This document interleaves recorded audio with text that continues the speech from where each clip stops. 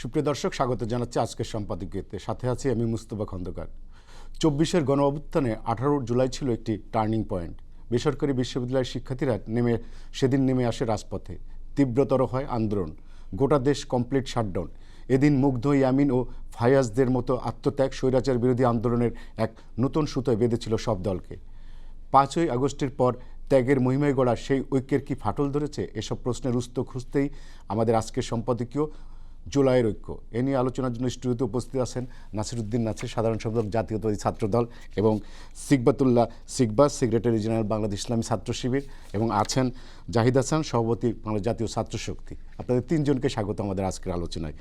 আমি যেমনটা বলছিলাম যে আমরা জুলাইয়ের সেই উত্তাল দিনগুলোর কথা আমরা স্মরণ করছি, এবং আমরা সেই সময় দেখেছি আপনাদের ছাত্র সংগঠনগুলো সবাই একই উদ্দেশ্য, একই আদর্শ, একই লক্ষ্য নিয়ে আপনারা একটা আন্দোলনের মধ্যে ছিলেন এবং সবারই উদ্দেশ্য ছিল স্বৈরাচার হাসিনাকে তার গদি থেকে নামানো।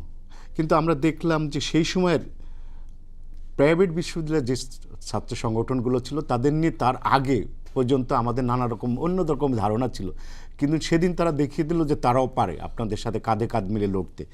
তাদের এই মূল্যায়নটাকে আপনারা কিভাবে দেখবেন, এবং আপনারা এই বিপ্লবের পরে তারা কতটুকু মূল্যায়িত হয়েছে আপনাদের কাছে? আমি নাসির, আপনাকে দিয়েই শুরু করতে চাই। আচ্ছা, আপনাকে ধন্যবাদ জানাচ্ছি ২০০ আলোচককেও। আজকে একটা ঐতিহাসিক দিন। এটা এই জন্যই ঐতিহাসিক, কারণ হচ্ছে যখন ১৭ই তারিখ অর্থাৎ গতকাল যখন বাংলাদেশের সকল পাবলিক বিশ্ববিদ্যালয়গুলোকে অবৈধভাবে বন্ধ করে দেওয়া হয়েছিল, তখন আন্দোলনের বিভিন্ন গতিপথ নিয়ে কথাবার্তা হচ্ছিল। এখানে যারা আছেন তাদের সাথেও আমাদের সেদিন রাতে কথা হয়েছিল ১৭ তারিখ, যে এরপরে আসলে কি হতে পারে। সবার মধ্যে তো একটা শঙ্কা ছিলই, বিশেষ করে যে আন্দোলনে যেহেতু পাবলিক বিশ্ববিদ্যালয়ের শিক্ষার্থীরা অনেকে বাড়ি চলে যেতে হবে, ঢাকায় বাসস্থানের পর্যাপ্ত সুযোগ সুবিধা নাই। আবার এটাও হচ্ছে যে ১৫-১৬ তারিখ থেকে বেশিরভাগ ম্যাচগুলোতে কিন্তু পুলিশ অভিযানও চালাচ্ছিল। সেই ক্ষেত্রে এক ধরনের আশঙ্কা ছিল যে শুধুমাত্র এই বেসরকারি বিশ্ববিদ্যালয়ের শিক্ষার্থীদের ব্যাপক অংশগ্রহণে আন্দোলন কতদূর সফল হবে। আমি মনে করি যে বাংলাদেশ যতদিন থাকবে, এর আগেও আমরা এটা বলেছি, বেসরকারি বিশ্ববিদ্যালয়ের শিক্ষার্থীরা বিশেষ করে ১৮ জুলাই থেকে অর্থাৎ আজকের দিন থেকে যে ভূমিকা রেখেছে, এটি আমি মনে করি বাংলাদেশে একটা নজিরবিহীন ঘটনা। এবং জুলাই আগস্টের চিত্র আসলে ভিন্ন হতে পারত যদি বেসরকারি শিক্ষার্থীরা এই আন্দোলনকে অর্থাৎ আজকের দিন থেকে তারা যদি নেতৃত্ব না দিত। বিশেষ করে আজকের এই দিনে আমি গভীর শ্রদ্ধা বলে স্মরণ করছি আমাদের শহীদ মুগ্ধকে সহ যারা বেসরকারি বিশ্ববিদ্যালয় থেকে যারা শহীদ হয়েছেন। সুতরাং যে কথাটি বলছি সেটি হচ্ছে যে আন্দোলনের গতিপথটি আসলে ভিন্ন হতে পারত। এই যে পুরো ছাত্র জনতা সকলে যে আন্দোলন করেছেন, আন্দোলনের বিভিন্ন জায়গা থেকে বিভিন্ন মানুষ কিন্তু নেতৃত্ব দিয়েছেন। সুতরাং আজকে দিন থেকে বেসরকারি বিশ্ববিদ্যালয়ের শিক্ষার্থীরা নেতৃত্ব অপরিসীম ছিল, এবং তাদের বিষয়ে বাংলাদেশের যে পারসেপশন ছিল, অনেক মানুষ অনেকভাবে পারসেপশন করত। আমি মনে করি সেই পারসেপশন অন্তত ভুল প্রমাণিত হয়েছে, যে তারা দেশের স্বার্থে, বাংলাদেশের সাথে গণতান্ত্রিক ব্যবস্থা শক্তিশালী করার স্বার্থে তারা যে তাদের নামে যে বদনাম তৈরি হয়েছিল, সেই বদনাম গুছিয়ে তারা সত্যকে প্রতিষ্ঠা করতে পেরেছিল, এবং স্বৈরাচারের রক্তচক্ষুকে উপেক্ষা করে পাবলিক বিশ্ববিদ্যালয়ের শিক্ষার্থীদের সমান তালে তারা রাজপথে ঝাঁপিয়ে পড়েছিল, এবং খুনি হাসিনার এই যে বিদায় করতে আমি মনে করি তারাও সমান ভূমিকা রেখেছিল। সুতরাং আজকের দিনে আমি বেসরকারি বিশ্ববিদ্যালয়ের পুরো শিক্ষার্থীদের অবদানকে আমি অত্যন্ত মাথা উঁচু করে আমি স্মরণ করতে চাই বলে আমি মনে করি। ধন্যবাদ সিকবা। আমি আপনার কাছে আসি, সেটা হলো যে আমরা এই ৫ই আগস্টের পরে আগের যে ঐক্যটা ছিল, এই ঐক্যটাকে আমরা নানাভাবে নানা রকমের কথাবার্তা এবং কার্যক্রম দিয়ে মনে করছি যে আমাদের এই ঐক্যটা অনেকটাই শিথিল হয়ে গেছে। আপনার কাছে কি মনে হয় যে জুলাই যে আপনারা যে লক্ষ্য আদর্শ নিয়ে করছিলেন, এই ৫ই আগস্টের পরিবর্তনের পরে কি সেই ঐক্যটা কি আর আছে আপনাদের মাঝে? হ্যাঁ, ধন্যবাদ আপনাকে, ধন্যবাদ দুজন সহ-আলোচককে। আসলে প্রাইভেট বিশ্ববিদ্যালয়ের যেহেতু আজকে রেজিস্ট্যান্সের দিন, প্রাইভেট বিশ্ববিদ্যালয় দিয়ে শুরু করতে চাচ্ছিলাম। সেটা হচ্ছে যে প্রাইভেট বিশ্ববিদ্যালয় আসলে বাংলাদেশে একটা যুগান্তকারী ঘটনা ঘটিয়েছে। কারণ আমরা যখন ১৬ তারিখ রাত্রেবেলা ঢাকা বিশ্ববিদ্যালয় সহ বাংলাদেশের অধিকাংশ বিশ্ববিদ্যালয়গুলো শিক্ষার্থীরা ঐক্যবদ্ধভাবে ছাত্রলীগকে ক্যাম্পাস থেকে বিতাড়িত করে। যেই ছাত্রলীগ বিগত ১৬টি বছর ক্যাম্পাসে নানা ধরনের শিক্ষার্থীদের উপরে জুলুম নির্যাতন চালিয়ে এসেছিল। সব রাজনৈতিক দলের নেতৃবৃন্দের উপরে তারা হামলা করেছিল, বিভিন্নভাবে তারা নির্যাতন নিপীড়ন করেছিল। কিন্তু আমরা দেখলাম যে ঢাকা বিশ্ববিদ্যালয়ের সমস্ত শিক্ষার্থীরা ঐক্যবদ্ধভাবে ছাত্রলীগ থেকে ক্যাম্পাস থেকে বিতাড়িত করার পরে যেটা হয় যে যেটা ছিল আওয়ামী লীগের বলা যায় ক্যান্টনমেন্ট, সেটা আসলে সাধারণ মানুষের শিক্ষার্থীদের দখলে চলে আসে। এবং সে সময়টাতে আমরা যেটা দেখি যে শিক্ষার্থীরা 17 তারিখে সবাই প্ল্যান করেছিল যে হলেই সবাই থেকে যাবে, কিন্তু আমরা দেখতে পাই যে বিশ্ববিদ্যালয় প্রশাসন কারেন্ট বন্ধ করে দেয়, ইলেকট্রিসিটি, গ্যাস সব কিছু বন্ধ করে দেয় এবং শিক্ষার্থীদেরকে বলা যায় এক প্রকারের বাধ্য করে। সন্ধ্যার মধ্যে হলগুলো ভ্যাকেন্ট হয়ে যায়, শিক্ষার্থীরা ক্যাম্পাস ছাড়া হয়ে যায়। তো পরবর্তীতে আমরা যেটা দেখি যে সেদিন সন্ধ্যার পর থেকে ঢাকায় শহরে বিভিন্ন জায়গায় আন্দোলন হয়েছে এবং বিশেষভাবে যাত্রাবাড়ির মানুষেরা একবারে আপামর জনতা কিন্তু যাত্রাবাড়িতে নেমে এসেছে, যাত্রাবাড়ির শিক্ষার্থীরা নেমে এসেছে। এই যে যাত্রাবাড়ি স্বাধীন হয়েছে, পরের দিন মানুষজন আসলে তাকিয়েছিল যে যাত্রাবাড়িতে তো আন্দোলন হচ্ছে, কিন্তু পরের দিন আমরা যেটা দেখি প্রাইভেট বিশ্ববিদ্যালয়ের শিক্ষার্থীদের রেজিস্ট্যান্সের মাধ্যমে ব্রাক, নর্থ সাউথ সহ প্রায় অলমোস্ট সবগুলো বিশ্ববিদ্যালয়ের শিক্ষার্থীরা রাস্তায় নেমে এসেছিল। তারা একটি যুগান্তকারী ঘটনা ঘটিয়েছে। আমরা দেখেছি তৎকালীন আওয়ামী অপশক্তি তাদেরকে গুলি করে অনেক শিক্ষার্থীকে হত্যা করেও তাদেরকে আসলে দমন করতে পারে না। প্রাইভেট বিশ্ববিদ্যালয়ের শিক্ষার্থীরা কিন্তু ঐক্যবদ্ধভাবে পুরো সময়টা রাজপথেই ছিল। তো প্রাইভেট বিশ্ববিদ্যালয়ের আসলে যে রাজনৈতিক অংশগ্রহণ সেটা কিন্তু মানে এই জুলাই বিপ্লবের মধ্য দিয়ে না, আমরা এর আগেও একটা দেখেছিলাম তার একটা যৌক্তিক আন্দোলন গড়ে তুলেছিল খুবই ইফেক্টিভভাবে, যেটাকে আমরা বলতে পারি যে ভ্যাট বিরোধী আন্দোলন, যেটা প্রাইভেট বিশ্ববিদ্যালয়ে পুসাবের নেতৃত্বে মূলত যে আন্দোলনটা চলেছিল এবং তারা চমৎকারভাবে কিন্তু তার অধিকার আদায় করে নিয়েছিল। আওয়ামী লীগের বিরুদ্ধে যে কয়েকটি ইফেক্টিভ আন্দোলন ছিল তার মধ্যে একটা ছিল ভ্যাট বিরোধী আন্দোলন এবং তারা কিন্তু খুবই ইফেক্টিভলি আন্দোলনটি পরিচালনা করেছিল। তো সেই অর্থে আমরা বলতে চাই যে প্রাইভেট বিশ্ববিদ্যালয়ের শিক্ষার্থীদেরকে হয়তোবা বাংলাদেশের মানুষজন ফ্রেমিং করার চেষ্টা করেছে যে তারা পলিটিক্যাল নলেজ তাদের কম হইতে পারে, কিন্তু তারা আসলে জুলাই আন্দোলন দেখিয়ে দিয়েছে মেবি তারা পলিটিক্স করে না। অধিকাংশই আমাদের পাবলিক বিশ্ববিদ্যালয়ে যেভাবে রাজনৈতিক দলের সাথে শিক্ষার্থীরা সংযুক্ত থাকে, প্রাইভেট বিশ্ববিদ্যালয়ে এটা কম, কিন্তু এরপরেও তারা দেখিয়ে দিয়েছে যে রাজনীতিতে অংশগ্রহণ না করেও রাজনীতি সচেতনভাবে দেশের প্রয়োজনে রাস্তায় নেমে আসা যায়। এটা ছিল প্রাইভেট বিশ্ববিদ্যালয়ের একটি যুগান্তকারী কাজ। আর আমাদের আসলে ঐক্যটা আমরা মনে করছি যে বাংলাদেশ বিনির্মাণের ক্ষেত্রে কিন্তু আমাদের কারো কোনো দ্বিমত নাই, সবাই আসলে বাংলাদেশ বিনির্মাণের ক্ষেত্রেই কাজ করে যাচ্ছে। আমরা যদি সরকার প্রধানমন্ত্রীকে দেখি, বিরোধী দলের নেতাকে দেখি, অন্যান্য নেতৃবৃন্দকে দেখি, আমরা এটা দেখতে পেয়েছি অন্তত যে জুলাই এর পরে বাংলাদেশে একটা অভূত পরিবর্তন এসেছে। বাংলাদেশে অন্তত এখন আগের মতো যে রাজনৈতিক সিচুয়েশন ছিল যে একদল ক্ষমতায় থাকতো আরেক দল হলো বিভিন্ন জায়গায় ছড়াই ছিড়াই থাকতে হতো, কেউ দেশে থাকতে পারতো না, আবার কেউ জেলে থাকতো, কারো ফাঁসি হয়ে যেত, এরকম একটা অবস্থার মধ্যে দিয়েছিল।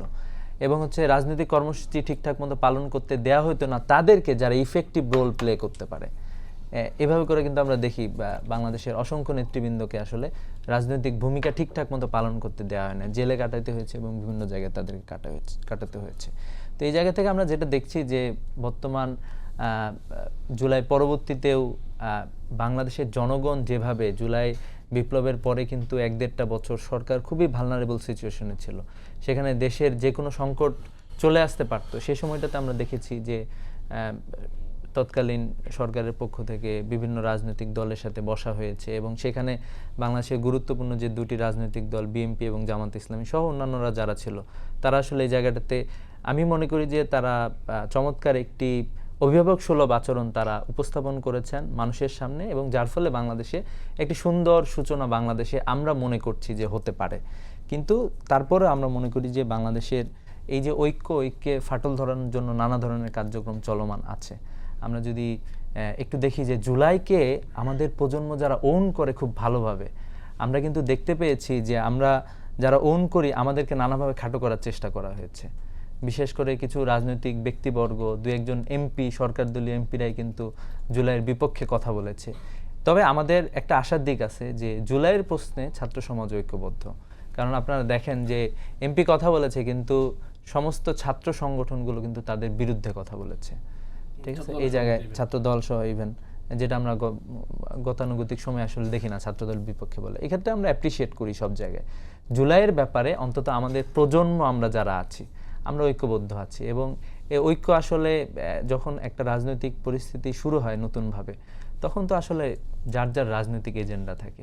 তো এটাও তো রাজনীতির একটা সৌন্দর্য। রাজনীতিতে ভিন্ন মত নাই থাকে, তাহলে এটা কিসের রাজনীতি? তো এক একজন আসলে এক একভাবে তার রাজনৈতিক অধিকার আদায় করতে চায়, এক একভাবে তার রাজনৈতিক এজেন্ডা বাস্তবায়ন করতে চায়। কিন্তু আমি মনে করি যে দেশের বৃহত্তর স্বার্থে এবং জুলাইয়ের ঐক্যের জায়গাটা থেকে আমাদেরকে সবাইকে ঐক্যবদ্ধ থাকতে হবে। এবং এক্ষেত্রে কিন্তু আমরা দেখেছি যে বিভিন্ন সময় যখন ছাত্রলীগের একদল সন্ত্রাসীরা বিভিন্ন জায়গায় চোরাগোন্ডা হামলা চালিয়েছে, আমরা দেখেছি যে বিভিন্ন রাজনৈতিক সংগঠন তারা কিন্তু রাস্তায় প্রতিরোধ গড়ে তুলেছে, তাদের বিরুদ্ধে মিটিং মিছিল করেছে। তো আমরা মনে করছি যে জুলাইয়ের ঐক্যটা আছে এবং জুলাইয়ের ঐক্যটা থাকবে বাংলাদেশের বৃহত্তর স্বার্থে। আমি একটু জাহিদ হোসেন আপনার কাছে আসি। এই যে এই জুলাইয়ের ঐক্যের যেটা আমরা কথা বলছি, এই ঐক্যটা এই করার জন্য এই যে ভাঙার পেছনে কিংবা ঐক্যটা না থাকার পেছনে, ঐক্যটার নড়বড়ে হওয়ার পেছনে আপনার কাছে কি কারণ মনে হতে পারে? আমার মনে হয় না যে ঐক্য নাই। দেখেন, যখন জুলাই গণঅভ্যুত্থান হয় তখনও ধরেন বিএনপি মাঠে ছিল, জামাত মাঠে ছিল, অন্যান্যরা ছিল, বামপন্থী ডানপন্থী সবাই ছিল। কেউ কিন্তু নিজের ইডিওলজিক্যাল পজিশন বিসর্জন দিয়ে, পলিটিক্যাল পজিশন বিসর্জন দিয়ে এসে জুলাই গণঅভ্যুত্থানে অংশগ্রহণ করে নাই। বিএনপির ভিন্ন জাতীয়তাবাদী পজিশন ছিল, জামাতের ভিন্ন ইসলামী পজিশন ছিল, বামপন্থীদের ভিন্ন বামপন্থী পজিশন ছিল। সবাই যার যার পজিশনে অটুট থেকে একটা নির্দিষ্ট জায়গায়, সেই জায়গাটা কি শেখ হাসিনার পতন এবং শেখ হাসিনার যে সকল কাঠামো ডেভেলপ করেছে, যে এই কাঠামো এক সময় ফেসিবাদের দিকে নিয়ে গেছে, সেটাকে নির্মূল করা। এটা ছিল জুলাই গণঅভ্যুত্থানের একতা। আমি মনে করি ওইটা এখনও মোটা দাগে আছে। ধরেন আমরা এখানে তিনজন বসে আছি, তিনটা ছাত্র সংগঠনকে প্রতিনিধিত্ব করি, এবং জাতীয় ছাত্রশক্তি ওই সময়ে মানে জুলাই গণঅভ্যুত্থানের সময় না থাকলেও এখন যারা জাতীয় ছাত্রশক্তি আছে প্রত্যেকেই জুলাই গণঅভ্যুত্থানে কোনো না কোনো ফর্মে অংশগ্রহণ করেছে, নেতৃত্ব দিয়েছে। ধরেন ছাত্রলীগ প্রশ্নে আমাদের তিনজনের মধ্যে কোনো ভেদাভেদ নেই, এটা আমি সম্পূর্ণ নিশ্চিত। সুতরাং যে ঐক্যটা জুলাই মাসে ছিল সেটা এখনও আছে। আবার ধরেন আওয়ামী লীগ প্রশ্নে, আওয়ামী লীগ ব্যাক করতে পারবে না, এই প্রশ্নে আমি দেখেছি বিএনপি, জামাত, এনসিপি আরও অনেক দল একই প্রশ্নে একমত। দেখবেন যখন আওয়ামী লীগের প্রশ্ন আসে তখন তারেক রহমানের, শফিকুর রহমানের, নাহিদ ইসলামের তিনজনের কণ্ঠ এক হয়ে যায়। তাদের মধ্যে নানা করে পলিটিক্যাল ভিন্নতা আছে। আবার ধরেন ছাত্র সংগঠনগুলোর কথা বললাম, যে ছাত্র সংগঠনগুলো যখন আবার আমরা ছাত্রলীগ যখন দেখি তখন আবার আমরা এক হয়ে যাই। আমাদের প্রত্যেকের ভিন্ন পজিশন, মানে পজিশনে ভিন্নতা থাকবে, এবং এই থাকাটাই সৌন্দর্য। যে আপনি আমি ছাত্রদল কিংবা শিবির যদি এক হয়ে যায় তাহলে কোনো পলিটিক্যাল সৌন্দর্য থাকে না। এই রকমের ভিন্ন পলিটিক্যাল পজিশনের ভিন্নতা থাকা সত্ত্বেও জুলাইয়ের প্রশ্নে আমরা এক। যেমন যেটা শিবগা ভাই বলছিলেন যে বিএনপির দু একজন এমপি জুলাই নিয়ে নানাভাবে কটাক্ষ করেছে। এখন দেখেন সেটার প্রতিবাদ আমরা জানিয়েছি। আমরা দেখলাম ছাত্রদলের সভাপতি রাকিব ভাই তিনিও জানিয়েছেন। তাহলে দেখেন তারা জুলাইয়ের প্রশ্নে এসে ওই তার নিজের দলের এমপি মানে তাকেও ছাড় দিচ্ছেন না। দেখেন জুলাই একটা জেনারেশনাল ফাইট, এই জেনারেশনের ফাইট। আমিও এই জেনারেশনের, নাসির ভাই এই জেনারেশন, শিবগা ভাই একই জেনারেশনের। জুলাইয়ের ফাইটটা শুধুমাত্র এনসিপি বা শুধুমাত্র বিএনপি বা শুধুমাত্র জামাতে সেটা না। আমরা এই জেনারেশনের আমরা যারা ভিকটিম, যারা গত 16 বছরের ভিকটিম, গত 16 বছর যারা পরিবারের সঙ্গে ঘুমাইতে পারে নাই, গত 16 বছর যাদেরকে জেল, জুলুম, গুম, খুনের শিকার হতে হয়েছে, তাদের সবার ফাইট জুলাই। সুতরাং নিজেদের ফাইটকে, নিজেদের লড়াইকে সমুন্নত রাখতেই সবাই জুলাইয়ের পক্ষে থাকবে। জুলাই নিয়ে এখন দেখেন, জুলাই নিয়ে আসলে বিভাজনটা কারা করতে চায়, জুলাই নিয়ে বিভাজনটা কারা করে, এটা সবই চিহ্নিত। ধরেন একটা সময় গিয়ে জুলাই একটা পিয়ার প্রেশারে পরিণত হয়েছে, যে 30শে জুলাই যখন সবাই লাল করা শুরু করেছে প্রোফাইল, তখন কিছু কিছু ব্যক্তিরা যে সবাই করতেছে, এখন না করলে বোধহয় বাঁচা যাচ্ছে না। 5 আগস্ট অনেকে দুপুর 1টার পরে এসে মিছিলে সামিল হয়েছে, এদেরকে আমরা চিনি। পুরো 20 দিন বা ধর অ্যাটলিস্ট 20 দিন ধরে, 16 জুলাই থেকে 20 দিন তো একদম গণহারে মানুষকে মারা হয়েছে, আবু সাইদ থেকে শুরু করে ধরেন যে একদম শেষ পর্যন্ত। তখন তারা মাঠে ছিল না। 5 তারিখে যখনই শুনছে আর্মি চিফ বক্তব্য দেবে, তার মানে হয়ে গেছে যা হওয়ার, এরপর মাঠে নেমে আসছে। যখন 30শে জুলাই দেখছে যে আর এই এত বেশি খুন করে ফেলছে, এত বেশি হাসিনা খুন করে ফেলছে, এখন আর পক্ষে থাকা যায় না, তখন গিয়ে প্রোফাইলটা লাল করেছে 30 তারিখ। কিন্তু এটা যে একটা ফাইট, এটা যে জুলাই মাসে হাসিনার পতনের পরেই শেষ হয়ে যায় নাই, এই ফাইটটা যে এখনও চলমান। এই দেখেন আপনাদের এই সেটে বসেই অনেক সোকল্ড মানে কোট আনকোট সিনিয়র সাংবাদিক, সিনিয়র অধ্যাপক এরা বলেন না, কাবেরী গায়েন কালকে বলছেন না যে তন্নি এইখানে আমাদের বোন তন্নি যে সস মেখেছিল, তো এরা হচ্ছে জুলাইয়ের ঐক্যের মধ্যে ফাটল আনতে চায়। এদের সঙ্গে আমাদের কোনো সম্পর্ক নেই। সুতরাং আমরা এই জেনারেশনের যারা, আমাদের মধ্যে অন্ততপক্ষে জুলাই নিয়ে কোনো ভেদাভেদ নেই। ওই যারা আপনাদের এখানে আপনাদের যারা সোকল্ড মানে ভেগ ধরে বসা সিনিয়র সাংবাদিক, সিনিয়র অধ্যাপক, এরা এইগুলা বলে, এদের কাছে জুলাই একটা পিয়ার প্রেশার ছিল, পিয়ার প্রেশার এসে প্রোফাইল লাল করছে। 5 তারিখ যখন শুনেছে আর্মি চিফ বক্তব্য দিবে, হুট করে নেমে গেছে, এবং এখন এসে আবার নানাভাবে ইনায় বিনায় বলতেছে যে আওয়ামী লীগকে লাগবে। আপনাদের সকল সেটা বসে বলে যে আওয়ামী লীগকে লাগবে, আওয়ামী লীগ না হলে বোধহয় বাংলাদেশ জলে যাবে। 71 কি আওয়ামী লীগের বাপের নাকি শেখ মুজিবের বাপের? 71 আমাদের পূর্বপুরুষরা 71 করেছেন।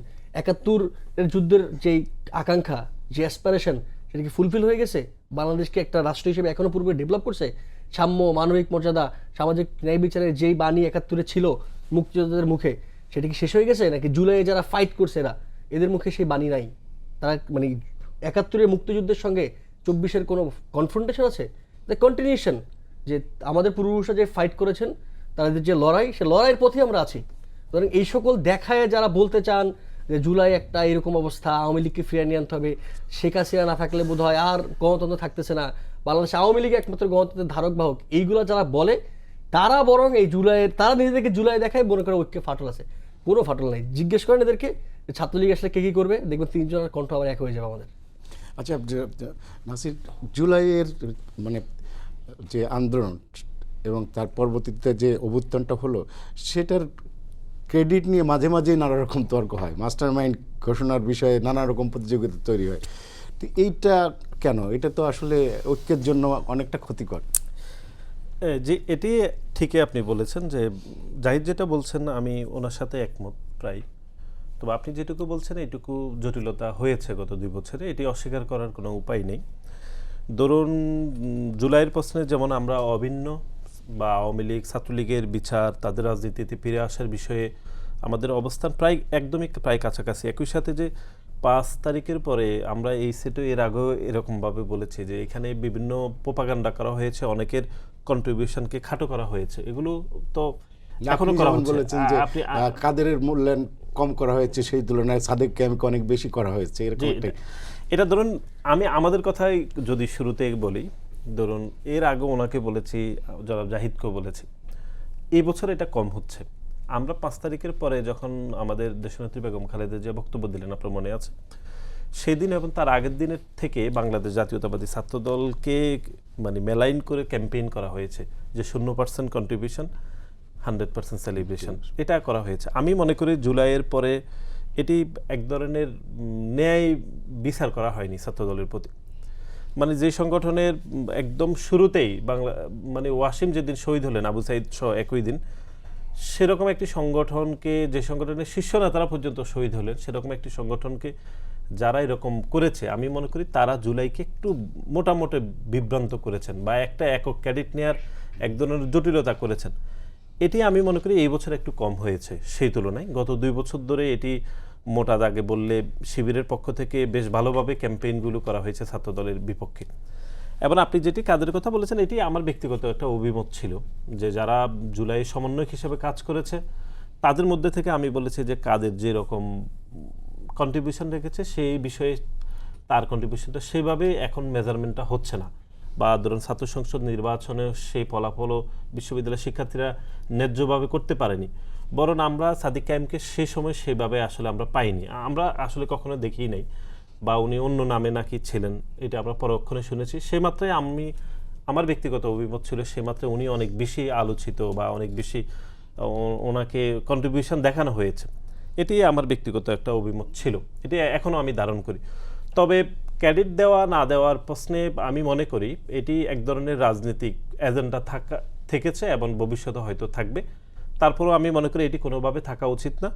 যে যার যতটুকু অবদান রেখেছে সে ততটুকু স্বীকার করা বা মেনে নেওয়া, এটি আমি মনে করি জুলাইয়ের প্রশ্নে অভিন্ন থাকা উচিত বলে মনে করি আমি।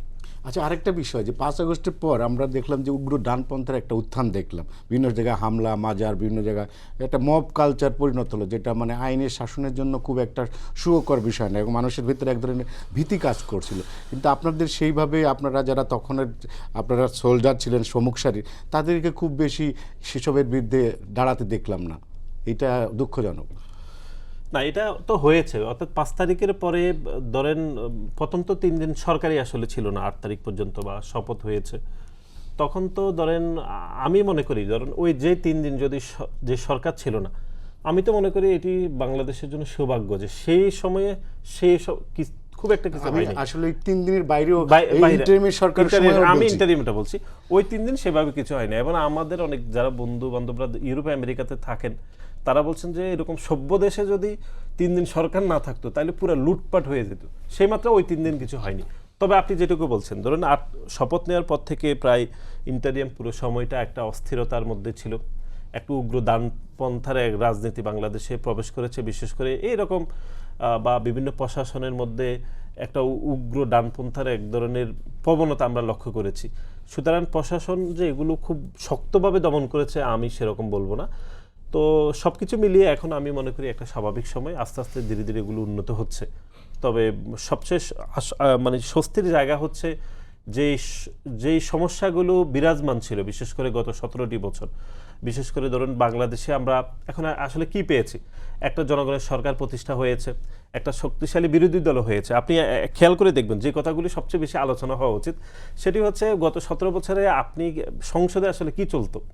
আপনি মমতাজ উনি গান গাইতেন, তারপর শহীদ প্রেসিডেন্ট জিয়াউর রহমান নিয়ে কুৎসা রচনা হতো, তারপর হচ্ছে দেশনেত্রী বেগম খালেদা জিয়া সংসদে ছিলেন না, ওনাকে নিয়ে কথাবার্তা হতো। তার পরিবর্তে এখন সকল সমস্যার সমাধান আসলে সংসদে হচ্ছে। আমরা মনে করি সংসদে বিরোধী দল কথা বলছে, সরকারি দল কথা বলছে, এই যে একটা আলাপ আলোচনার মধ্যে সকল সমস্যার সমাধান হচ্ছে, এটি আমি অনেক বেশি ইতিবাচক মনে করি। হিকমতুল্লাহ, সেটা হচ্ছে যে আমরা দেখলাম যে 5 আগস্টের পরে জামাত এক বড় ধরনের রাজনৈতিক শক্তি হিসেবে পুনরুত্থান ঘটলো। এটা এর আগে কখনো সংসদে 77টি একটা সিট পাবে বিরোধী দল জামাত ইসলামের নেতৃত্বে, এটাও আমরা দেখিনি। তো এই জামাতের এই ধরনের মানে উত্থানকে আপনি কিভাবে মূল্যায়ন করবেন? আপনার চোখে কি পজিটিভ দিকগুলো, কেন জনগণ জামাতকে মূল্যায়িত করেছে? আমার মনে হয় যে জনগণ তো আসলে সব কিছু দেখে, তো যার ফলে জনগণ আসলে মানে মজলুম। জামাত তো দীর্ঘ সময় মজলুম ছিল এবং তো বিএনপিও ছিল, মজলুম বিএনপিও ছিল। তো জামাতের একবারে টপ যারা নেতৃত্ব ছিল তাদেরকে ফাঁসি দেওয়া হয়েছে, নির্যাতন নিপীড়নটা অনেক বেশি ছিল। এরপরে যেটা ছিল যে জুলাইয়ের পরে যেটা হয়েছে যে সরকার জুলাইয়ের পরে বিশেষ করে জামাতের এই যে একটা দুর্দিনে একদল কর্মী বাহিনী তৈরি হয়েছিল। কারণ হচ্ছে যে জামাত যারা করতো ওই সময় তো তাদের মানবাধিকার ছিল না কোনো রকম, এবং তারা নানাভাবে নির্যাতিত নিপীড়িত ছিল। পরে যখন তারা সুযোগ পেয়েছে তারা এই সুযোগটাকে কাজে লাগানোর চেষ্টা করেছে। স্পেশালি আমার কাছে যেটা মনে হয়েছে সেটা হলো যে জামাত জুলাই শহীদদেরকে খুব ভালোভাবে ওন করেছে, এবং সেক্ষেত্রে আমি দেখেছি যে কিছু কিছু ক্ষেত্রে অন্যান্য দলগুলো করেছে তাদের জায়গা থেকে সর্বোচ্চ, কিন্তু জামাত এই জায়গায় একবারে সর্বাগ্রে ভূমিকা পালন করেছে। যেহেতু জুলাই অভ্যুত্থানটা হয়েছে এবং আপনি দেখে থাকবেন যে জামাতের আমির যেহেতু তখন দেশে ছিল, তারেক রহমান থাকলে হয়তো উনিও যাইতেন, তো আমিরে জামাত কিন্তু মানে প্রত্যেকটা বাসায় বাসায় গিয়েছেন, এবং জামাত এক গ্যাজেটভুক্ত শহীদদের নিয়ে বই পাবলিশ করেছে, সকল শহীদ পরিবারের কাছে গিয়েছে, তাদেরকে নিয়ে বেশি বেশি প্রোগ্রাম করেছে, জুলাই শহীদদেরকে স্বীকৃতি দিয়েছে, হাসপাতালে গিয়েছে, তাদেরকে সহযোগিতা করার চেষ্টা করেছে। এবং হচ্ছে যে প্রত্যেকটা জায়গায় তার যে সুশৃঙ্খল একটা ব্যাপার আছে, এই ব্যাপারটাকে তারা জনগণের সামনে নিয়ে আসার যখন সুযোগটা পেয়েছে তখন এই সুযোগটা তারা কাজে লাগাইছে। তো আমার মনে হয় যে এই জাতীয় কারণগুলো হতে পারে যে জনগণ দেখেছে যে নির্যাতিত নিপীড়িতদের পাশে তারা ছিল। পক্ষান্তরে আমরা যেটা দেখেছি যে যেহেতু বিএনপির সাথে জামাতের একটা কানেকশন, বিএনপির ক্ষেত্রে বিএনপির কিছু কিছু সারির নেতৃবৃন্দ জুলাইকে খাটো করার চেষ্টা করেছে। বিশেষ করে আমরা যদি ফজলুল করিমের কথা বলি, ফজলুর রহমানের কথা বলি, যিনি মূলত আসলে বাকশালের সদস্য ছিলেন এবং মুজিব বাহিনীর সদস্য ছিলেন, এবং যখন বাকশাল প্রতিষ্ঠা হয়েছিল তখনও কিন্তু তিনি শেখ মুজিবুর রহমানের বিরুদ্ধে উনি কিছু বলেছেন বলে এটা আমরা আসলে পাই না। উন্নত মানের উনি বাকশাল। তো এই ধরনের মানুষরা যখন কথা বলা শুরু করলো এবং বাংলাদেশের 16টি বছর বাংলাদেশের নির্যাতিত নিপীড়িত মানুষরা যখন দেখলো যে যারা তাদের হিরো তাদেরকে নিয়েই বিএনপির একজন নেতা কথা বলতেছে, তো যার ফলে বিএনপির একটা গ্রহণযোগ্যতা হয়তো বা কমে যেতে পারে, ভিন্ন কোনো কারণও হতে পারে। তো এই জায়গায় জামাত খুব ভালোভাবে শহীদদের কাজে। আর হচ্ছে জুলাইয়ের ক্রেডিটের কথা যদি আমরা বলি, আসলে দেখেন যে জুলাইয়ের ক্রেডিট আসলে আমরা সবাই জুলাই কাজ করছি, কোনো না কোনো জায়গা থেকে নানাভাবে কাজ করেছি। সত্যিকার অর্থে জুলাইয়ের আসল ক্রেডিট তো আসলে শহীদদের। একটা মানুষ এখন তার চোখ নাই, ঠিক আছে, একজন মা প্রাইভেট বিশ্ববিদ্যালয়ের একজন শিক্ষার্থীর বাসায় গিয়েছিলাম। তার মা কান্না করে বলছিল যে আমার সন্তানটাকে মারছে তো মারছে, পুরাই ফেলছে, পুরাইতে কেন গেল? আমার সন্তানের চেহারাটা আমি আর দেখতে পারলাম না, তার আংটি দেখে তাকে চিহ্নিত করা হয়েছে। মানে এরকম তো আসলে আমরা অনেকেই অনেক ধরনের ক্রেডিট নেওয়ার চেষ্টা করতে পারি, বলতে পারি, কিন্তু আসলে আসল ক্রেডিট তো আসলে আমাদের শহীদদের। ইসলামী ছাত্র শিবিরের অসংখ্য শহীদ আছে জুলাই। আমাদের একবারে সর্বোচ্চ নেতা, সাংগঠনিক সম্পাদক রাজশাহী মহানগরীর, উনিও শহীদ হয়েছেন। শহীদ ওয়াসিম ভাইয়ের সাথে কিন্তু শান্ত ভাই শহীদ হয়েছেন, যিনি চট্টগ্রামের ইসলামী ছাত্র শিবিরের সাথী। তো এইভাবে করে আসলে আমরা তো সবাই আসলে জুলাই শহীদ। আমরা শহীদ মানে আমাদের ভাইরাই তো শহীদ, আমরা আসলে তাদের লিগেসি বহন করতেছি। তো এই জন্য এটা আসলে আমাদের জন্য একটা বড় জায়গা। তো এই জায়গা থেকে আসলে ক্রেডিটবাজির কোনো কিছু নাই, তবে আমার যেটা মনে হয় যে যে সংগঠনের যা কৃতিত্ব ছিল সেটা আসলে তাকে দিতে হবে, অন্যথায় এটা রিয়েল হিস্ট্রিটা আসবে না। কারণ হচ্ছে এক একজন তো এক এক জায়গায় অবদান রেখেছে, ঠিক আছে? যেমন সমন্বয়করা গুরুত্বপূর্ণ অবদান রেখেছে, আমি তো দেখেছি আব্দুল কাদের, হ্যাঁ আমি কিন্তু আব্দুল কাদের কিন্তু একটা কথা বলেছেন কালকে একটা ইন্টারভিউতে যে উনি হাসনাত সার্জিসের বিরুদ্ধে যে তার আন্দোলন একটা পর্যায়ে থামিয়ে দিতে চেয়েছিল। আব্দুল কাদের এখন এটা মনে করেন যে এক একজনের স্ট্র্যাটেজি এক এক রকম আন্দোলনের ক্ষেত্রে, ওইটা ভিন্ন আলাপ, ওইটা হাসনাত সার্জিস তাদের জবাবটা দেবে।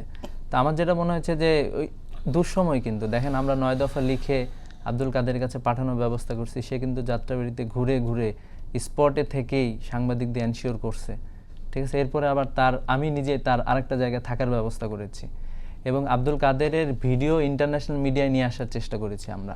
কারণ হচ্ছে যে এটা লেজিটিমেসি দরকার এটা, যে আব্দুল কাদের বলছে ভিডিওতে। তো এই বিষয়গুলো আমরা দেখেছি, এই যে দুর্দিনে গিয়ে তার ডকুমেন্টসগুলো নিয়ে আসা এবং সব জায়গায় পৌঁছানো, এটা কিন্তু সবাই যার যার জায়গা থেকে কাজ করেছে। তো এই জন্য যার যেটা ক্রেডিট এটা আসলে তাকে দিতে হবে। স্ট্র্যাটেজিক জায়গায় এক একজন এক এক জায়গায় গুরুত্বপূর্ণ অবদান রেখেছে। ছাত্রদলের অসংখ্য অবদান আছে, ইসলামী ছাত্র শিবির যারা সমন্বয়ক ছিল তৎকালীন, ঢাকা বিশ্ববিদ্যালয়, প্রাইভেট বিশ্ববিদ্যালয়, মাদ্রাসা, আসলে আমরা কাউকে খাটো করতে পারবো না। এই জন্য সবারই অবদান আছে, সবাই কাজ করেছে জায়গাগুলোতে।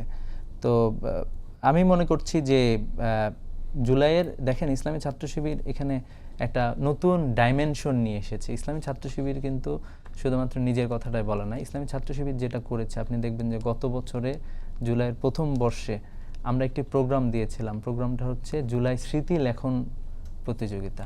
মানে যাত্রাবাড়িতে যে একজন ছিল তার স্মৃতিটা আসলে কি, এরপরে সাভারে একজন ছিল, উত্তরে একজন ছিল, বাড্ডায় ছিল। এই যে আমরা কিন্তু এখানে হাজার মানুষের স্মৃতিটা ডকুমেন্টেড করে ফেলছি, এটা কিন্তু হারাই যাচ্ছে আস্তে আস্তে। আমরাও জুলাইয়ের অনেক কিছু অনেকেই ভুলে যাই, ঠিক আছে? এই যে দেখেন ডকুমেন্টেশনটা হয়েছে এবং এবছরে আমরা যেটা করেছি সারা দেশব্যাপী জুলাইয়ের ডকু ফিল্ম প্রতিযোগিতা দিয়েছি। তো যার মাধ্যমে সবাই আসলে বলবে, সবাই বলা শুরু করেছে যে আসলে আমরা কোন কোন জায়গাটিতে ছিলাম। এবং আমি মনে করি যে এটা আসলে আমাদের জন্য খুবই জরুরি। কারণ হচ্ছে জুলাই নিয়ে তো সামনে আরও অনেক গবেষণা হবে, নানা মানুষ নানা কাজ করবে, তখন রিয়েল ইনফরমেশনটা দরকার।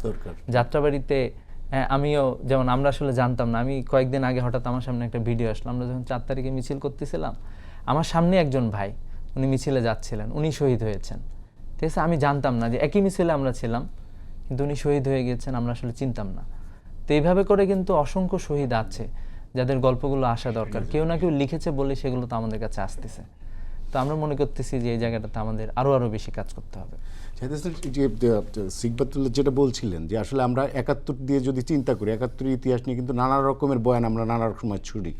24-এর বিষয়টা একটা ক্লিয়ার কনসেপ্ট, ক্লিয়ার একটা তথ্যভিত্তিক একটা গবেষণা হওয়া উচিত বলে মনে করেন কিনা? সেক্ষেত্রে সমন্বয়ক এবং যারা তৎক্ষণাৎ লিডিং পজিশনে ছিলেন তাদের বক্তব্যগুলো কিন্তু খুব গুরুত্বপূর্ণ। এই যে আব্দুল কাদের যে কথাগুলো বলছেন কালকে হাসনাত এবং সার্জিস সম্পর্কে, যে তারা আন্দোলনের একটা মধ্যে হঠাৎ করে মাঝপথে আন্দোলন থামিয়ে দিতে চেয়েছিল হোয়াটসঅ্যাপ গ্রুপে, মানে এই যে ইন্টারনাল কোন্দল, এগুলোর কি চলছে না বিশ্লেষণ হওয়া উচিত বলে মনে করেন কিনা?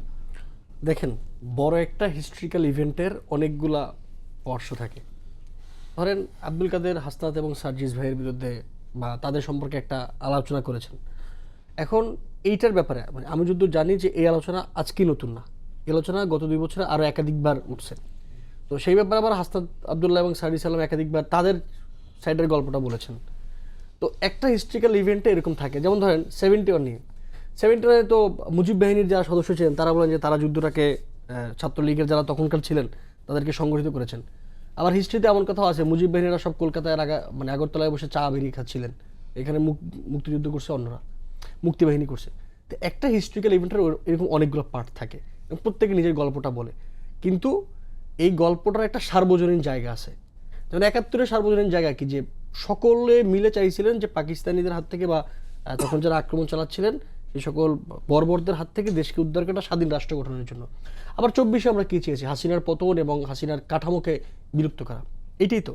এখন আপনি হাসান আবদুল্লাহর পাশে গল্প শুনেন, আব্দুল কাদেরের পাশে গল্প শুনেন, আরও ১০ জনের পাশে গল্প শুনেন, সকল গল্পের একটা কমন পয়েন্ট আছে, প্রত্যেকে নিজের গল্পটা বলবে।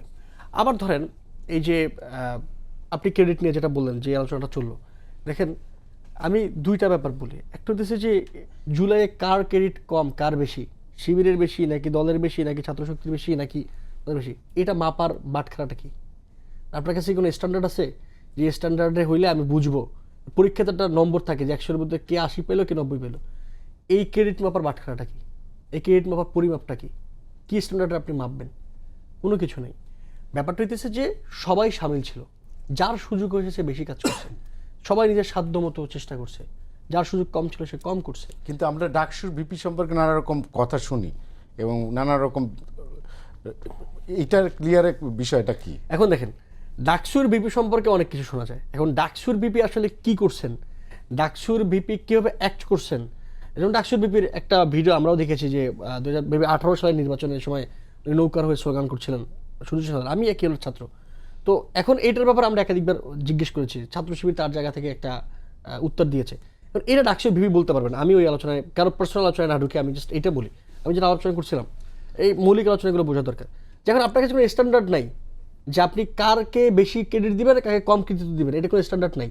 সবাই নিজের সাধ্যমতো চেষ্টা করছে এবং সবাই নিজে বড় কথা শহীদ হওয়ার জন্য রেডি ছিল। যারা ১৬ তারিখ থেকে ৫ তারিখ পর্যন্ত মাঠে নামছে সবাই মনে করতেছিল যে কোনো সময় একটা গুলি এসে তার বুকে লাগতে পারে। এখন পুলিশ কাকে টার্গেট করছে কাকে টার্গেট করে নাই এটা ভিন্ন আলোচনা। তো ফলত এখানে কৃতিত্ব সবার আছে। এইটা নিয়ে আমি মনে করি, আমি আজকে একদম স্পষ্ট বলি, আমি এর আগেও বলেছি যে খোদার হস্তে আমি চাই যে এই প্রশ্নটা আমাকে আর কেউ না করুক। এটাতে মানুষ বিরক্ত হয় যে এরা সবাই মানে আমাদেরকে সবাইকে তো দেখেছে জুলাইয়ে, আমরা আবার এইটার ক্রেডিট নিয়ে টানাটানি করতেছি, মারামারি করতেছি, এটাতে মানুষ বিরক্ত হয় এবং এই বিরক্তিটা জুলাইয়ের উপরে গিয়ে পড়ে। আমরা এই ক্ষতিটা না করি, প্রথম কথা। দ্বিতীয় যে আলোচনা, সেই আলোচনাটা হইতেছে যে আপনি এই যে জুলাইয়ের একটা সার্বজনীন জায়গা ছিল, মানে আলোচনা কোন জায়গায় করতে হবে সেটা বলি। সার্বজনীন জায়গাটা ছিল হাসিনার পতন এবং এই কাঠামোকে বিলুপ্ত করা। এই সার্বজনীন জায়গার বিরুদ্ধে যারা কথা বলে এই জুলাই মাসে তাদের নিয়ে আলোচনা করতে হবে, তাদের বিপক্ষে। ছাত্র শিবিরকে ছাত্রদলের বিপক্ষে, ছাত্রদলকে ছাত্রশক্তির বিপক্ষে, শিবিরকে ছাত্রশক্তির বিপক্ষে এই আলোচনা দয়া করে আপনারা করবেন না। আপনি বরং আমাদেরকে প্রশ্ন করুন যে যারা জুলাইয়ের পক্ষে, আমি এটা স্ল্যাং ইউজ করবো, সিডিআই লিখেছে এই মাসের শুরুতে, তাদেরকে নিয়ে কোশ্চেন করুন, তাদের ব্যাপারে আমরা কী করবো, তাদের ব্যাপারে রাষ্ট্র কী করবে, ছাত্র সংগঠনগুলো কী করবে। যারা জুলাইকে কালো শক্তি বলতেছে, যারা জুলাইকে প্রশ্নবিদ্ধ করতেছে, আপনি বরং যারা, এবং জুলাইতে গণহত্যাকারীদের এখন অবধি কোনো রায় কার্যকর হয় নাই, এখন অনেকগুলো মামলা ট্রায়ালে চলতেছে, এখন অবধি তারা একবারের জন্য কোনো একজন নেতা অনুশোচনা করে নাই, কোনো একজন নেতা মাফ চায় নাই। এরপরেও যারা আবার আওয়ামী লীগকে ব্যাক করাইতে চায় এবং এই জুলাই নিয়ে, এবং কালকে বলতেছে তন্নির এখানে সস ছিল, এর আগে বলছে মুগ্ধ আর স্নিগ্ধ দুজন তো একই, তার মানে কেউ মারা যায় নাই। এরপরে এই যে এরকম এখনও আপনি দেখেন ঢাকা মেডিকেলের মর্গে মেবি ৬টা লাশ এখনও আছে যার পরিবারকে শনাক্ত করা যায় নাই। এখনও রায়ের বাজারে যে ১০০-এর বেশি লাশ তার পরিবারের কাছে ফিরে যায় নাই। এইরকম একটা অবস্থা, মানে এখনও অনেক মা তার সন্তানকে হাতে পায় নাই। আরও আগের কথা বলি, বিএনপির লোকেরা গুম হয় নাই, ছাত্র শিবিরের ওয়ালিউল্লাহ মোকাদ্দেসকে তার পরিবার ফিরে পাইছে, সুমনকে তার পরিবার তার মা ফিরে পেয়েছে, তার মা এখনও জীবিত আছে, তার বোন ফুলিয়াপা এখন এমপি, সে তার ভাইকে আর স্পর্শ করে দেখতে পারছে। এইরকম অবস্থায় যারা এই আলোচনা করে জুলাই মাস পর্যন্ত তাদের বিপক্ষে একটা কনসেনসাস তৈরি করে, একটা ঐক্যমত তৈরি করার সময় এখানে এই ক্রেডিট নিয়ে মারামারি করে, ক্রেডিট নিয়ে তর্ক করে আমাদের নিজেদের থেকে দূরে যাওয়ার সময় জুলাই মাসটা। জুলাই মাস হচ্ছে এই যে কাবেরী গায়েন যে বলল তার বিরুদ্ধে আমরা কি করতে পারি, এই যে কয়েকদিন মেহের আফরোজ শাওন বলেন, আরও নানাজন নানাভাবে বলেন, তাদের বিপক্ষে আমরা কিভাবে তাদেরকে প্রোটেক্ট করব, এই আলোচনা করে একটা ঐক্যমতে পৌঁছানোর সময় হচ্ছে জুলাই মাস। নাসির, এই যে জাহিদ যেটা বলছেন যে এখনও যারা শেখ হাসিনা এবং তার দলকে বাংলাদেশে প্রাসঙ্গিক করতে চায় এবং রাজনীতিতে পুনর্বাসন করতে চায় রিফাইন্ড নামে বিভিন্ন ধরনের, আসলে তারা তো একটা বড় ধরনের গণহত্যার সাথে জড়িত, কোনো ক্ষমা চায়নি, তাদের অনেকের পালিয়ে আছে এবং তারা যে অপরাধ করছে সেই অপরাধটাকেই তারা মনে করে যে এটা কোনো অপরাধী না। তো সেক্ষেত্রে তাদেরকে নিয়ে আবার বাংলাদেশে আলোচনার কেন সুযোগ আছে কি কোনো? না, কোনো আলোচনার সুযোগ নেই, কিন্তু আলোচনা হচ্ছে। কিভাবে হচ্ছে? টেলিভিশন টকশোতে হচ্ছে, উপস্থাপকরা আলোচকদেরকে বারবার টেনে নিয়ে আনতেছে। আমরা যেই বিষয় নিয়ে অনেকবার কথা হচ্ছিল যে চ্যানেল যে টকশোতে মনি আপা যে বক্তব্য রেখেছেন, এখানে ওনারা দুজন রয়েছেন। মনি আপা তো দীর্ঘ আন্দোলন সংগ্রাম করেছেন, জেল খেটেছেন, এমনকি জুলাই আগস্টেও আন্দোলনে ছিলেন এবং 3 তারিখে শহীদ মিনার আমাদের সাথে নিজে দেখা হয়েছে। ওনাকেও ওই আলোচনাতে টেনে নেওয়া হয়েছে, টেনে নিয়ে বলা হয়েছে যে আপনি কিছু একটা বলেন। এই যে জোর করে ওনাকে আলোচনা অংশগ্রহণ করা হয়েছে। আওয়ামী লীগের বিষয়ে সুস্পষ্ট বক্তব্য হচ্ছে এতগুলো মানুষ সরি, সেটা হচ্ছে এই মনে আসলো যে কোশ্চেনটা করতে হবে মনে আবার পাশাপাশি সময় ইসলাম ওইখানের উপস্থাপকের ছিলেন, চায়ালাই তাকে কেন নিয়ে আসলো? কোশ্চেনটা চায়ালাইকে করতে হবে, সময় ইসলাম কিভাবে আবার হোস্ট করার মানে সুযোগ পায়? আওয়ামী লীগের বিষয়ে মানে সুস্পষ্ট সেটি হচ্ছে এতগুলো মানুষ দিনে দুপুরে খুন করা হয়েছে। অর্থাৎ প্যাসিবাদের তো অনেক ধরন আছে। আমরা 1971 সালেও মহান মুক্তিযুদ্ধের সময় আপনি দেখছেন 25শে মার্চ কালো রাত্রিতে তাদেরকে হত্যা করা হয়েছে, আমাদের মা বোনদেরকে। কিন্তু জুলাই আগস্টে তো সেটা হয়নি। আমরা 17 বছর কি দেখতাম যে রাতের অন্ধকারে ধরে নিয়ে গুম করা হতো, কিন্তু জুলাই আগস্টে তো এরকম ঘটনা ঘটে নাই, বরং দিনে দুপুরে প্রকাশ্যে রাস্তায় গুলি করা হয়েছে। এরকম একটি প্যাসিবাদের সময় যারা রাষ্ট্র ক্ষমতায় ছিল, সেই আওয়ামী লীগ কীভাবে প্রাসঙ্গিক হয়, কিভাবে ফিরে আসার গল্প প্রেক্ষাপট তৈরি হয়? আমি মনে করি যে আওয়ামী লীগ এখনো পর্যন্ত জুলাই আগস্ট নিয়ে কি তারা কোনো অনুশোচনা দেখিয়েছে, ক্ষমা প্রার্থনা করেছে, দুঃখ প্রকাশ করেছে? বরং জুলাই আগস্টকে মেলাইন করা হয়েছে। যারা জুলাই আগস্টে অংশগ্রহণ করেছে তাদেরকে সন্ত্রাসী বলা হচ্ছে। সে আওয়ামী লীগ কীভাবে প্রাসঙ্গিক নিয়ে আলাপ আলোচনা হচ্ছে, এটি আমার কোনোভাবে বোধগম্য নয়। বরং আমরা মনে করি এই সেটে আমরা গততে আলোচনা করেছিলাম, গত 2 বছরে মাত্র 5টি রায় হয়েছে আওয়ামী লীগের এই জুলাই আগস্টে। আমি মনে করি যতগুলো হত্যা মামলা হয়েছে প্রত্যেকটির বিষয়ে সরকার আরও স্পেসিফিকভাবে তদন্ত করে দ্রুত ট্রায়ালের ব্যবস্থা করা উচিত। এবং আপনি খেয়াল করে দেখবেন যে হাসানুল হক ইনুর বিরুদ্ধে মামলা রায় দেওয়া হয়েছে, কিন্তু তাকে কোনো হ্যান্ডকাপ পরানো হয়নি, সে হেসে খেলে চলে যাচ্ছে। আমি মনে করি এর বিরুদ্ধে কথা বলতে হবে আমাদেরকে, যে আওয়ামী লীগের এখনও যে পলাতক যারা আওয়ামী লীগ রয়েছে তারা কিভাবে গণমাধ্যমে বক্তব্য এখনো প্রচারিত হয়। 100 থেকে 200 কিলোমিটার দূরে গিয়ে যেখানে 100 দিনে মানুষ জানে সেখানে মিছিল করে সেই মিছিল কিভাবে গণমাধ্যম প্রচার করে, সেগুলোর বিষয়ে আমাদেরকে কথা বলতে হবে। এর বাইরে বিভিন্নভাবে আওয়ামী লীগকে পুনর্বাসনের প্রচেষ্টা চলমান আছে, বিভিন্ন রাজনৈতিক দল করছে, কেউ দোষারোপের কোনো সুযোগ নেই। আমার কথা হচ্ছে এই বিষয়ে স্পেসিফিকভাবে কথা বলতে হবে। তারা রাজনীতি কিভাবে করবে ভবিষ্যতে সেটি বাংলাদেশের মানুষ ঠিক করবে, দেশের বিচার ব্যবস্থা ঠিক করবে, আইন আদালত ঠিক করবে বলে আমরা মনে করি। কিন্তু আমাদের কোশ্চেন হচ্ছে যে আওয়ামী লীগ এতগুলো মানুষকে হত্যা করলো দিনে দুপুরে প্রকাশ্যে, সে আওয়ামী লীগ কি এখনো পর্যন্ত কোনো প্রকার এক শব্দে দুঃখ প্রকাশ করেছে বা বহু শব্দে করেনি? সুতরাং আমি মনে করি এই বিষয়ে আমাদের সকলে আমরা ঐক্যমত রয়েছি, আমাদের অনেক বিষয়ে মতভেদ থাকবে, কিন্তু আওয়ামী লীগের বিচার হওয়া, তাদের রাজনীতি ফিরে আসার বিষয়ে আমরা সকলে একমত রয়েছি যে এই বিচার শেষ না হওয়া পর্যন্ত জনগণ সিদ্ধান্ত নেবে আওয়ামী লীগের বিষয়ে। এর বাহিরে আওয়ামী লীগ নিয়ে আর কোনো বক্তব্য, কোনো আলোচনায় আমরা অংশগ্রহণ করতে চাই না।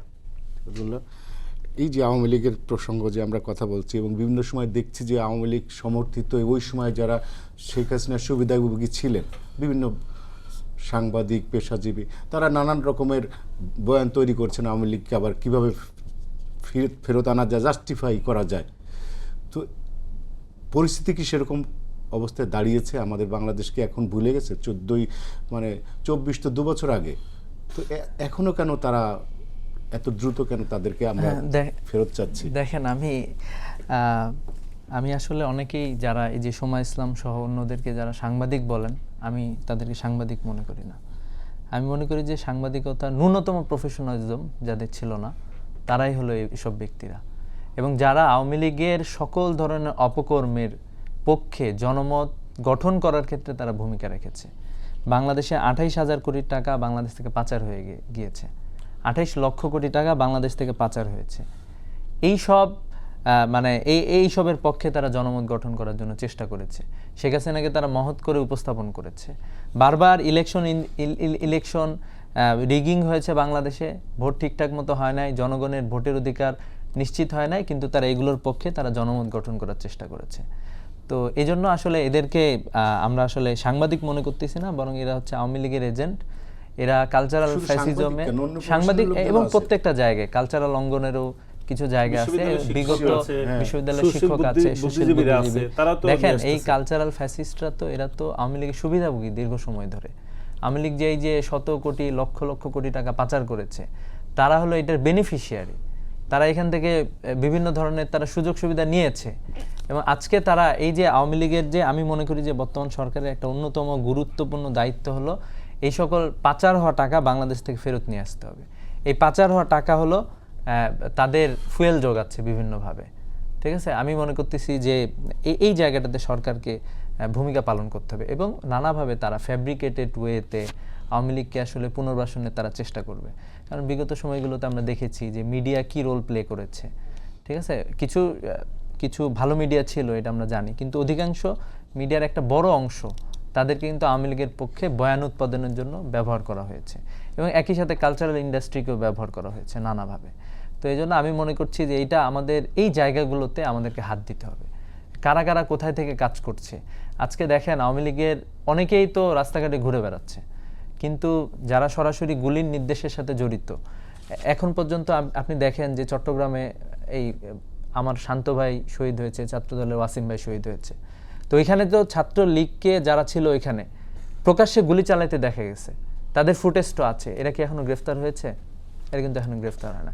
মামলার রায় এখন মাত্র কয়েকটা হয়েছে, কিন্তু এই মামলাগুলো রায় হয়েছে যারা অধিকাংশই বাংলাদেশের বাইরে, ঠিক আছে। কিন্তু এখানে তো সুষ্ঠু তদন্ত হওয়া উচিত, এবং জুলাই আমি মনে করি যে খুবই ডকুমেন্টেড ওয়েতে জুলাইটা সংরক্ষিত হয়েছে আমি মনে করি কিছু কিছু জায়গায়। কারণ সরাসরি জাতিসংঘ এখানে এসে ফ্যাক্টস ফাইন্ডিং কমিটি এসে এখানে রিগোরাস স্টাডি তারা করেছে, কোথায় কি ঘটনা ঘটেছে, কারা কারা কোথায় শহীদ হয়েছে, এগুলোর কিন্তু ইন ডিটেলস আছে।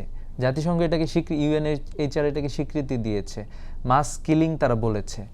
তো এই জন্য আমি মনে করছি যে এই জাতীয় জায়গাগুলোতে, এবং আমার আরেকটা বিষয় যেটা মনে হয় এই জায়গায় বর্তমান সরকারকে কাজ করতে হবে যে এই ইন্টারিমের সময় কিন্তু প্রত্যেকটা সেক্টর ধরে ধরে একটা কমিশন হয়েছিল যারা আসলে স্টাডি করেছে কোন সেক্টর আসলে কিভাবে বিগত সময় ফ্যাসিবাদীদের পক্ষে তারা কাজ করেছে, এই বিষয়গুলো কিন্তু তারা দলিল আকারে নিয়ে এসেছে। তো এখানে যেরকম নির্বাচন কমিশনার জড়িত তাকেও কিন্তু গ্রেফতার করতে হবে, যে নির্বাচন কমিশন নির্বাচনগুলো এরকম খারাপ। একজন গ্রেফতার হয়েছেন, কিন্তু শুধু তো উনি না, আরও তো একটা বড় অংশ ছিল। তো আমরা মনে করছি যে এই জাতীয় জায়গাগুলোতে আমাদেরকে সজাগ হইতে হবে। আর অনেকে বলে থাকেন যে আওয়ামী লীগের লোকেরা এই যে কথাবার্তা বলতেছে, তাহলে মনে হয় জুলাই মনে হয় যে একটু মিনিমাইজ হয়ে যাবে, জুলাই কম্প্রোমাইজ হয়ে যাবে, জুলাই পিছনে পড়ে যাবে, কিন্তু আমি এটা মনে করতেছি না। আমি মনে করতেছি আওয়ামী লীগের এই সকল কালচারাল ফ্যাসিস্ট, এই সকল সাংবাদিক নামক যারা ফ্যাসিবাদের দোষর ছিল, তারা যখন বিভিন্ন নানা অ্যাঙ্গেল থেকে কথা বলবে, তখন আমাদের প্রজন্ম আরও বেশি জুলাইকে হোল্ড করবে, জুলাইকে আপহোল্ড করবে, যেটা কিন্তু আমরা দেখছি যে আমাদের প্রজন্ম অলরেডি আপহোল্ড করেছে। আমরা যারই কথা বলি, যে আমরা আমাদের সংগঠন বলি, ছাত্রদল বলি, অন্যান্য ছাত্র সংগঠন, ছাত্র শক্তি সহ সবাই কিন্তু এই জায়গাটা থেকে সবাই এই জাতীয় জায়গাগুলোতে কর্মসূচি দিয়েছে। তো এবং সবাই এটা কাজ করছে। তবে জুলাইয়ের ক্ষেত্রে আমার একটা বিষয় যেটা একটু আগে কি বলে আমাদের জাহিদ কাভার করার চেষ্টা করছিলেন, জুলাইয়ের একটা অন্যতম বড় জায়গা আসলে জনগণের ভোটের যে অধিকার, ম্যান্ডেট, যেটা জুলাই সনদে 68% মানুষ হ্যাঁ ভোটের পক্ষে মতামত দিয়েছে। আমরা মনে করছি যে এটা আসলে দ্রুত বাস্তবায়ন করতে হবে, কারণ আমাদের রাষ্ট্র কাঠামোর মধ্যেই ফ্যাসিবাদ লুকিয়ে আছে, বুঝছেন। তো একজন আসলে চাইলেও আসলে অনেকেই, অধিকাংশ আমরা দেখেছি ক্ষমতায় গেলে সে একটু ফ্যাসিবাদী হয়ে ওঠা চিন্তা করে, অ্যাবসোলুট পাওয়ার সে চায়। কিন্তু এখানে যদি একটা ব্যালেন্স থাকে, তাহলে এটা আলটিমেটলি আমাদের জাতির জন্য উপকার হবে, আমাদের গণতন্ত্র আর কখনোই বাধার সম্মুখীন হবে না। যেটা কিন্তু বিএনপি নেত্রী বেগম খালেদা জিয়া উনি কিন্তু তত্ত্বাবধায়ক সরকার নিয়ে এসেছিলেন একটা নির্বাচন করে, ঠিক আছে, একটা নির্বাচন করেছেন। নির্বাচন করে উনি দেখেছেন যেহেতু জনমত যেহেতু এখানে নাই এবং বিরোধী পক্ষ সবাই মোটামুটি রাজপথে আছে, এবং শেষ পর্যন্ত উনি বাধ্য হয়েছেন এবং উনি কিন্তু তত্ত্বাবধায়ক সরকার সন্নিবেশিত করেছেন। তো এইভাবে করে আমাদের আসলে আরও অনেকগুলো সংস্কার দরকার। সুপ্রিম জুডিশিয়াল কাউন্সিলের আন্ডারে বিচারপতি নিয়োগ নিশ্চিত হওয়া দরকার। এরপরে আমাদের দুদক ঠিকঠাক মতো ফাংশন হওয়া দরকার। এখন তো আমরা দেখতে পাচ্ছি যে প্রধানমন্ত্রী উনি মানে আমাদের সরকারের হয়তো বা মানে পুরো অংশ যে দুর্নীতির সাথে জড়িত, ব্যাপারটা তো এরকম না, ঠিক আছে? দুর্নীতি করে কিছু কিছু মানুষ, তো তাদের দুর্নীতি দমন করার জন্য অ্যান্টি করাপশন কমিশন যেটা আছে এটা কিন্তু ইফেক্টিভ রোল প্লে করতে হবে, তাই না? এটা যদি ইফেক্টিভ রোল করে তাহলে অনেক সময় এটা তো সরকারকে বিব্রত করে, পুরা নেশনকে বিব্রত করে। এই বিষয়গুলো আসা দরকার। আমাদের পিএসসি সংস্কারটা এখনো কিন্তু ঝুলে আছে, এটাও কিন্তু খুব ইফেক্টিভলি, যেটার কারণে আমরা আন্দোলন করলাম, ঠিক আছে? এই পিএসসি সংস্কারটা যথাযথভাবে হওয়া দরকার। আমি মনে করছি এই সংস্কারগুলো ঠিকঠাক মতো হওয়াটা এই মুহূর্তে আমাদের জন্য খুব বেশি জরুরি। আর হচ্ছে এই আওয়ামী লীগের এই মুহূর্তে ফিরে আসার কোনো সুযোগ নেই। আচ্ছা, আমার হাতে প্রায় সময় শেষ, 2-3 মিনিটে যদি আপনি একটু বলেন যে জুলাইয়ের আকাঙ্ক্ষা আমরা যেটা, সেটা এই সরকারের তো আজকে গতকাল 5 মাস পূর্তি হয়েছে, আপনারা কতখানি পেয়েছেন এবং সরকারের কাছে কি এক্সপেক্ট করেন? দেখুন, একটা গণতান্ত্রিক সরকার বাংলাদেশে আসবে, বাংলাদেশের ডেমোক্রেসি ফিরবে, এটা আমাদের আকাঙ্ক্ষা ছিল। এখন এই ডেমোক্রেটিক সরকার ফেরার পরে এদের কাছে আমাদের বড় চাওয়া ছিল যে জুলাইয়ের পরে যে রিফরমেশন নিয়ে কথা হয়েছে বাংলাদেশ রাষ্ট্রের নানা সেক্টরে, সেগুলো তারা পরিপূর্ণ বাস্তবায়ন করবে। কিন্তু বিএনপি গভর্নমেন্ট এটা বাস্তবায়ন করে নাই, পুরোপুরি এটাকে এড়িয়ে গেছে। যেমন আমি আপনাকে ধরে বলি, এড়িয়ে গেছে বলে টাইম তো এখনো 6, মানে এই সরকার মাত্র 5 মাস হলো। তারা তো স্টেটমেন্ট দিয়েছে, ধরেন তারা গণভোটকে বলেছে মহান জাতীয় সংসদে, পবিত্র জাতীয় সংসদে দাঁড়িয়ে সাউদ্দিন সাহেব বলেছেন যাতে নির্বাচনে না পিছিয়ে যেন, হ্যাঁ বলেছি। সড়ক মন্ত্রী বলেছেন যে টোল মওকুফের কথা কেন বলেছি, যাতে মানুষের ভোট পাই। এটা তো মানুষের সঙ্গে গাদ্দারি, বেইমানি।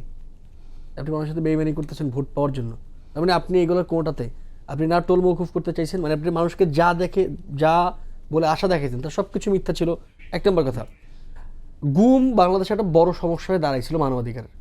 গুম প্রতিক্রিয়াটা অধ্যাদেশ করেছিল ইন্টারিম গভর্নমেন্ট, বিএনপি সেটাকে বাতিল করেছে। আমাদের আদালত সরকারের পকেটস্থ হয়ে যায়, এটা আমাদের সমস্যা ছিল। এবং এইটার সবচেয়ে বড় ভিকটিম বিএনপি এবং জামাত, ছাত্রদল এবং শিবির। এটা সুপ্রিম কোর্ট সচিবালয়ে ইন্টারিম গভর্নমেন্টের সময় হলো, অর্ডিন্যান্স হলো, দেখলাম বিএনপি গভর্নমেন্ট সেটাকে বাতিল করে দিয়েছেন। সবচেয়ে বড় কথা, এই গণভোটের মাধ্যমে যে সংস্কার এবং সংবিধান সংস্কারের যে আলোচনা, দেখেন আমি আপনাকে স্পষ্ট করে বলি, আমাদের হাতে সময় আমি খুব কম। একদম 1 মিনিট শেষ করি। সংবিধান সংস্কার আলোচনা বাংলাদেশে নতুন না, এটা 24 সালে শুরু হয় নাই বা 24-এর পরে শুরু হয় নাই, এটা বহু পুরনো আলোচনা। এবং বহু রথী মহারথীরা, নাম ধরে বলি, জোনায়েদ সাকি সাহেব, নুরুল হক নূর, এরা বিএনপি তো 31 দফা নিয়ে বহুত হ্যাঁ, আগে এবং আলোচনা শুরু বিএনপির 31 করেছে। দফার প্রথম দফায় হ্যাঁ। সংবিধান সংস্কার কোট আনকোট এই শব্দ উল্লেখ ছিল। দেখলাম যে তারা সেই সংবিধান সংস্কারের পথে যাচ্ছে না এবং সংবিধান সংশোধনে যাচ্ছে। ওইখানে আবার গিয়ে মেম্বার হচ্ছেন নুরুল হক নূর, যে আজীবন সংবিধান সংস্কারের রাজনীতি করছেন।